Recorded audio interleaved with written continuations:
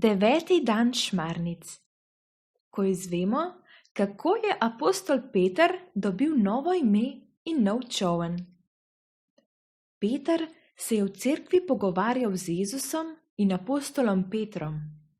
Ko je v soboto dopoldne spet prihitel na pogovor, ga je njegov zavetnik najprej poučil, kako pomembno je, da se v cerkvi pokrižemo z blagoslovljeno vodo in o povezanosti s Kristusom, kar je še pomembneje.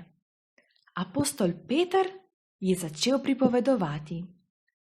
Tistega dne, ko sem prvič videl Jezusa in ko so se nam mreže trgale zaradi velikega ribjega ulova, se je tudi v meni nekaj pretrgalo. Ljudje so razgrabili ribe in jih odnesli domov, da bi si nasitili želodce.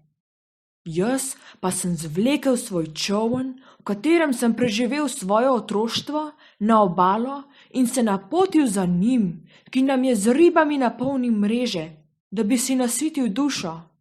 Udobno posteljo sem zamenjal s cesto, streho nad glavo z nebom, poln krožnik s sanjami, a tega nisem nikoli obžaloval.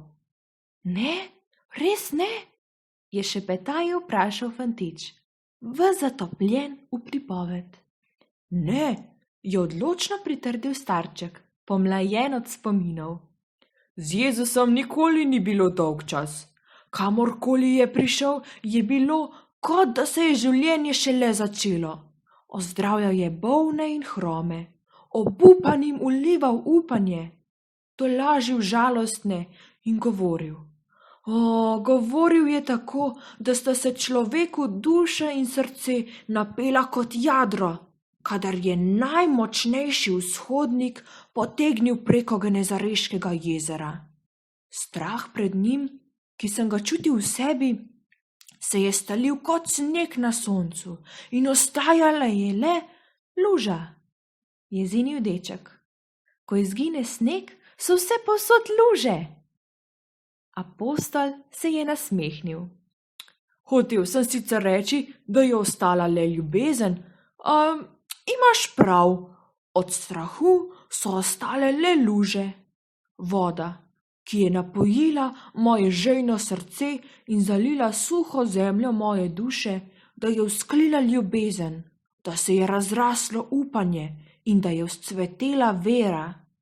In tako sem, ko nas je Jezus nekega dne vprašal, kaj mislimo, kdo da je on, brez pomisleka rekel: Ti si Kristus, ti si ta, ki ga čakamo, ti si moj Bog in moj odrešenik. Ljudje okrog mene so me gledali začudeno, kot da se mi je zmešalo. Tako je, veš, moj Peter, ko spoznaš, da je Jezus res Bog, se mnogim okrog tebe, celo tvojim najbližjim, zdi, da si nor. Jezus pa je stopil do mene in mi rekel: Blagor ti, Simon, ker si prisluhnil duhu in mu pustil, da je spregovoril. Simon, tvoje ime pomeni poslušaj, zato ti povem, ker si poslušal, boš od sedaj naprej Peter, kar pomeni skala. Toda ne boš trd kot skala, ampak trden kot skala. In na tej skali bom sezidal svojo cerkev, ki bo večna in nepremagljiva. Starček je za hip pomolčal, nato pa nadaljeval. In tako vidiš, sem dobil svoje ime. Pomahal je s ključi, ki jih je držal v roki, in dodal: In tole ključe nebeškega kraljestva, čast, ki je nisem vreden, kajti... Pogled mu je zataval k freski križanja nad zakristijskimi vrati. Ko me je najbolj potreboval, sem ga zapustil in zatajil. Starčku so se v očeh zopet začele nabirati solze. Fantiček pa je smelo rekel: Veš, meni se zdi, da je Jezus kar prav izbral. Res?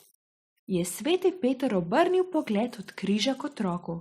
Res, pri verouku je naš župnik rekel, da cerkev imenujemo tudi Petrova barka.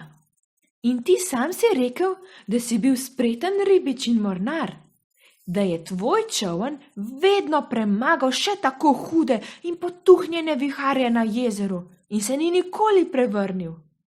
Res je.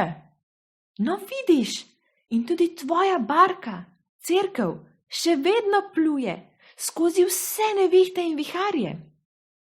Župnik je sicer rekel, da ne bi bilo slabo, ko bi jo malo prepleskali in popravili, da bi se mornarji morali bolj ravnati po zvezdah in kompasu, kot zanašati na lastno pamet in spretnost, da bi morali bolj poslušati Jezusa, se manj držati obale, odriniti na globoko in mreže kdaj pa kdaj vreči še na drugo stran.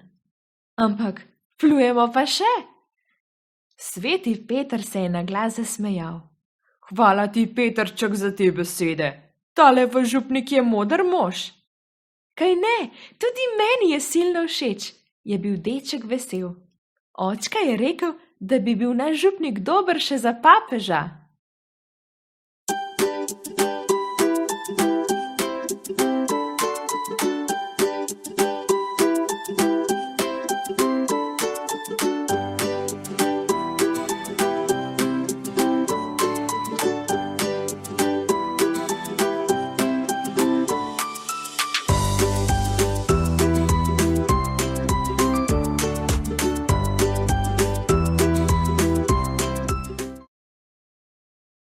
Dragi otroci, za zaključek današnje šmarnične pobožnosti skupaj zmolimo še zaključno molitev. V imenu Očeta in Sina in Svetega Duha. Amen. Dobri Jezus, tvoji služabniki, papež Frančišek, škofe in duhovniki vodijo tvojo barko, cerkev, na kateri smo vsi krščeni. Daj jim modrosti, poguma in moči, da nas bodo z ljubeznijo vodili na poti v nebesa. Hvala ti, Jezu, za vse naše duhovnike, škofe in papeža. Oče naš, ki si v nebesih, posvečeno bodi tvoje ime, pridi k nam tvoje kraljestvo, zgodi se tvoja volja, kakor v nebesih, tako na zemlji. Daj nam danes naš vsakdanji kruh in odpusti nam naše dolge, kakor tudi mi odpuščamo svojim dolžnikom, in ne vpelji nas v skušnjavo, temveč reši nas hudega. V imenu Očeta in Sina in Svetega Duha. Amen.